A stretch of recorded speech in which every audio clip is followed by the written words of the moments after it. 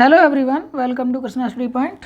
स्वागत है आप लोगों का एक बार फिर से कंटिन्यूटी की नेक्स्ट वीडियो यानी कि फोर्थ वीडियो में। हम लोग यहाँ डिस्कस करने जा रहे हैं प्रॉपर्टीज़ ऑफ कंटिन्यूटी की, और पीछे की वीडियोस को आप लोग ज़रूर देख लीजिएगा, तभी आप लोगों को थोड़ी सी ये वीडियो समझ में आएगी, वरना आपको थोड़ा कठिन लग सकता है। चलिए हम जल्दी जल्दी से इसको ख़त्म करेंगे, क्योंकि ये वीडियो में कंटेंट थोड़ा सा ज़्यादा रहेगा। समझ में आ जाएंगे आपको। आपने अभी तक देखा कि हम किसी एक पर्टिकुलर पॉइंट पर किसी फंक्शन की कंटिन्यूटी को कैसे चेक करते हैं। फिर आपने देखा कि किसी डोमेन में या किसी इंटरवल में किसी फंक्शन की कंटिन्यूटी को कैसे चेक करते हैं। उसी क्रम में हम थोड़ी सी प्रॉपर्टीज़ के बारे में जान लेते हैं। सपोज़ कीजिए कि एफ और जी कोई दो फंक्शन हैं जो कि कंटिन्यूस हैं। F comma g are two functions,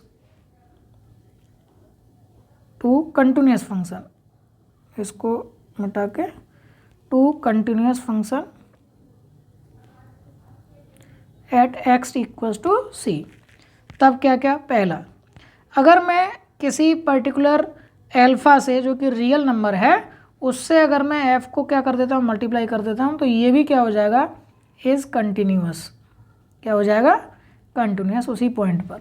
ठीक है, फॉर ऑल एल्फ़ा कहाँ से बिलोंग कर रहा है, रियल नंबर से। दूसरी प्रॉपर्टी क्या है, आप एक कॉपी पर लिख लीजिएगा इनको। अगर दोनों कंटिन्यूस फंक्शन को मैं जोड़ देता हूँ तब भी ये फंक्शन कैसा होगा, जो नया बनेगा वो भी कंटिन्यूस होगा एट एक्स इक्वल्स टू सी।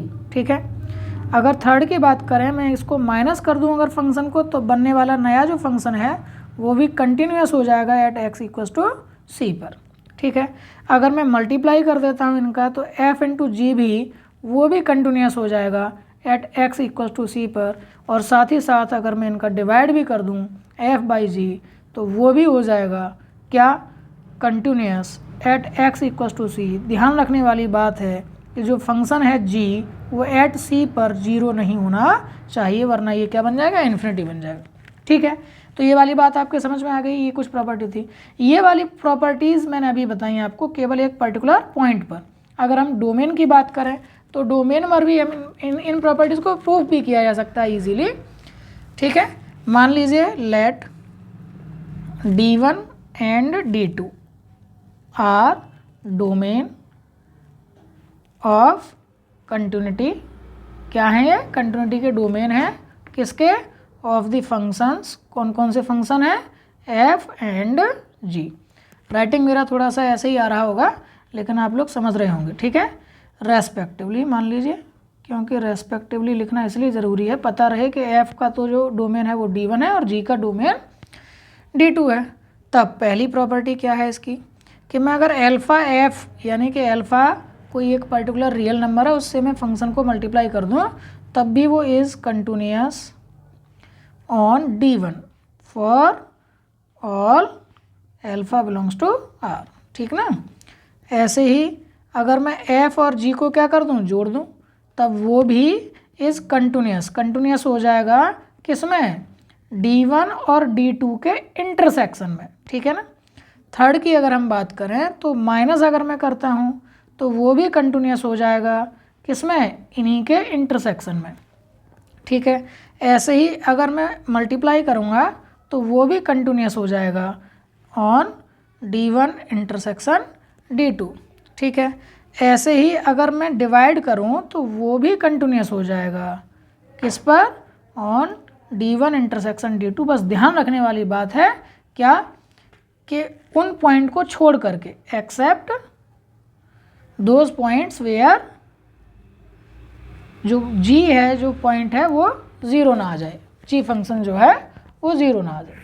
ठीक है, अच्छा ये बात हो गई आपके इंटरवल को लेकर के। अब कंटिन्यूटी अगर हम ट्रिग्नोमेट्रिक फंक्शंस की देखें, किसकी बात कर रहे हैं, अब हम ट्रिगोनोमेट्रिक फंक्शंस की बात कर रहा हूँ मैं आपके सामने। एक कॉपी पर आप लोग नोट्स ज़रूर बनाते रहा करिए, तभी आप लोगों को चीज़ें ठीक से रहेंगी। और मैं इस तरह से आपको रिज़ल्ट के रूप में भी चीज़ें देता रहता हूँ, जिनको आप हैशटैग बना करके भी लिखते रहा करिए। वो आपको विभिन्न प्रकार के कॉम्पिटिटिव एग्जाम्स, चाहे वो NDA है, CDS है, IIT है, AIEEE है, UPTU है, इनमें बहुत फ़ायदा भी पहुँचाएंगे। ठीक है, जैसे ट्रिग्नोमेट्रिक फंक्शंस की अगर हम बात करें तो जो ऑल बेसिक आपके ट्रिग्नोमेट्रिक फंक्शंस हैं, जैसे मान लीजिए साइन एक्स है, कॉस एक्स है, जो 6 आपके सामने रेशियोज़ हैं, टेन एक्स है, कॉट एक्स है, सेक एक्स है, कोसेक एक्स है, ये सब के सब कंटिन्यूस होते हैं किसमें, अपने डोमेन में, ठीक है। आर दी कंटिन्यूस, ये फंक्शन कैसे होते हैं, कंटिन्यूस फंक्शन होते हैं किसमें, अपने अपने डोमेन में। ऐसे ही अगर मैं एब्सोल्यूट फंक्शन की बात करूं, यानी कि कांस्टेंट फंक्शन के टाइप से, तो वो भी अपने डोमेन में कैसा होता है, कंटिन्यूस होता है, ठीक है ना। यानी कि इफ़ एफ इज़ कंटिन्यूस, कैसा है, कंटिन्यूस एट सी, देन जो मॉड एफ फंक्शन आएगा वो भी कैसा हो जाएगा, कंटिन्यूस हो जाएगा एट एक्स इक्वल्स टू सी पर। ये आपका एब्सोल्यूट फंक्शन कहलाता है, ठीक है। इसी तरीके से जो पॉलिनोमियल फंक्शन होते हैं, पॉलिनोमियल फंक्शन, ये भी अपने everywhere polynomial function continuous is continuous everywhere. Polynomial function तो हमेशा और हर जगह कैसे होते हैं, कंटिन्यूअस होते हैं, ठीक है। ऐसे ही रेशनल फंक्शन भी जो है वो अपने डोमेन के प्रत्येक पॉइंट पर क्या होता है, कंटिन्यूअस होता है। तो ये चीज़ आप लोग थोड़ा सा ध्यान रखेंगे। इनको काफ़ी सारे हो गए हैं, तो मैं इनको एक बार एक टेबलर फॉर्म में लिख देता हूँ, जिससे आप लोग आसानी से याद रख पाएंगे। अगर एफ एक्स इक्वल्स टू सी है, यानी कि ये हो गया आपका कांस्टेंट फंक्शन। कैसा फंक्शन है, कांस्टेंट फंक्शन है, ठीक है। यहाँ पर मैं फंक्शन लिख रहा हूँ एफ एक्स, और यहाँ पर मैं उसका इंटरवल लिखूँगा कि उसके लिए क्या इंटरवल रहता है कंटिन्यूस होने के लिए, ठीक है। या कोई आइडेंटिटी फंक्शन हो, कैसा फंक्शन हो, आइडेंटिटी फंक्शन, यानी F x equals to X, कैसा है, आइडेंटिटी फंक्शन है। या कोई पॉलिनोमियल फंक्शन हो, कैसा फंक्शन हो, पॉलिनोमियल फंक्शन हो, ठीक है। यानी कि f x equals to polynomial के फॉर्म में कैसे लिख सकते हैं, a0 एक्स की power n plus a1 x की power n-1 plus n dot dot dot, ठीक है, n तक जा रहा है मान लीजिए। ये इस टाइप के जितने भी फंक्शन होंगे, ये सब के सब अपने रियल नंबर में कैसे होंगे, कंटिन्यूस होंगे, ठीक है। ये इंटरवल मैंने आपको लिख दिया है, इसको थोड़ा साफ सा लिख दें।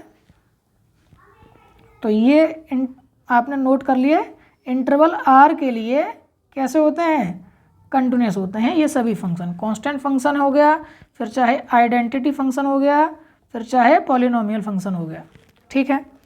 इसी तरीके से अब मान लीजिए मैं फोर्थ की बात कर रहा हूँ, ये मैं एक टेबलर फॉर्म में लिख दे रहा हूँ, जिससे आप लोग याद रख पाएंगे।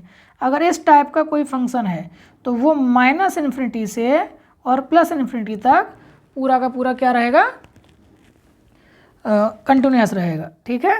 ऐसे ही अगर मेरे पास कोई एक्स की पावर माइनस के एन है, ठीक है, लेकिन ध्यान रखना है एन कैसा है, एन पॉजिटिव इंटीजर है, बिलोंग्स टू आई प्लस, ठीक है।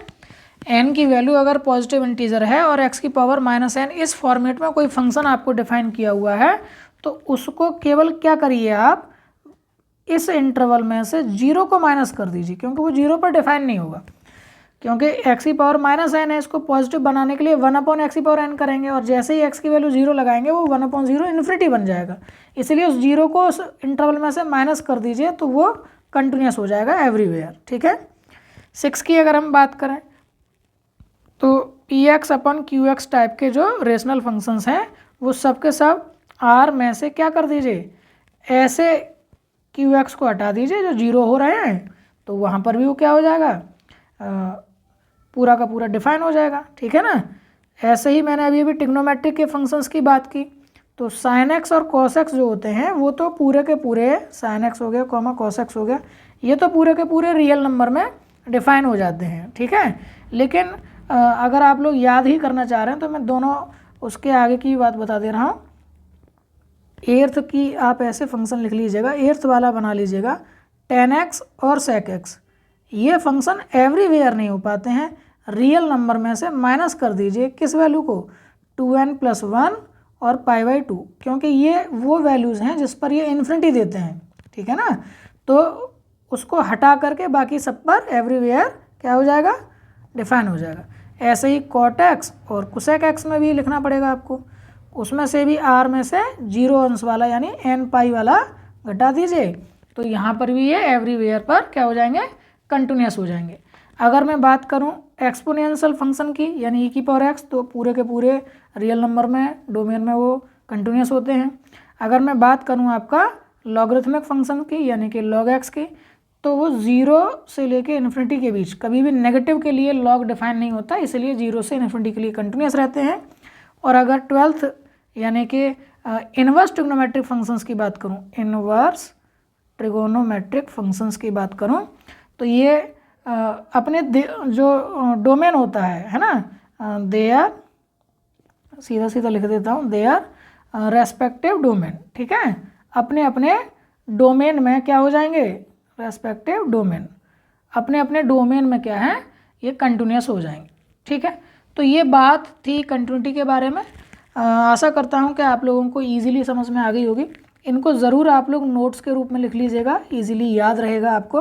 कभी कभी सीधा सीधा कंपटीशन में क्वेश्चन आ जाता है, तो आपको जब थोड़ा सा रट जाएंगे ये चीज़ें, याद होने लगेंगी, जब ज़्यादा प्रैक्टिस कर लेंगे तो आप सीधा डायरेक्ट उसका उत्तर लगा सकते हैं कि हाँ ये फंक्शन कंटिन्यूस होगा या नहीं होगा, ठीक है। तो आशा करता हूँ कि ये वीडियो आपको हेल्पफुल लगी होगी। जो भी चैनल पर नए हैं वो चैनल को सब्सक्राइब ज़रूर कर लें, लाइक और शेयर करते रहें, और इसी प्रकार से कृष्णा स्टडी पॉइंट के साथ बने रहें। मिलते हैं नेक्स्ट वीडियो में, तब तक के लिए आप सभी लोगों को बहुत बहुत धन्यवाद। जय हिंद।